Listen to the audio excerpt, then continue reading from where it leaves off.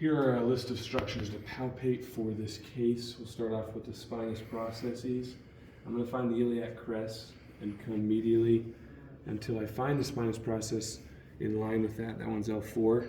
So I'll come up just a little bit for L3, L2, L1. Back to L4 and then down L5, L6. Just kidding.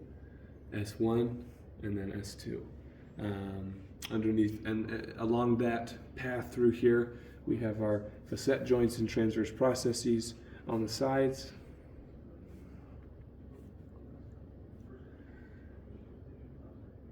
I'll also move on to some paraspinals, specifically the erector spinae in this area. That's the most superficial, just lateral on the right and left of the spinal segment. Coming lateral to that and in, we have our QLs, our quadratus lumborum specifically. Moving inferiorly, I have my SI joint, so we come down off L5 into the sacral area, into the sacrum, and then palpate the sides there, where it articulates with the ilium. We also have our PSIS.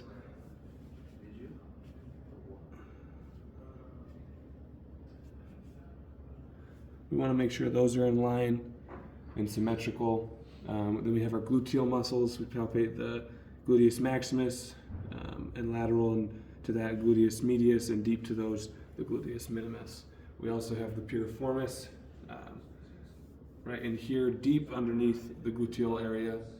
And I would also want to palpate, I'll just show it unilaterally for purposes of this video, but I'd also want to palpate from ischial tuberosity down the belly of the lateral hamstrings, the biceps femoris, and then the medial hamstrings, both at the semitendinosus and the membranosus.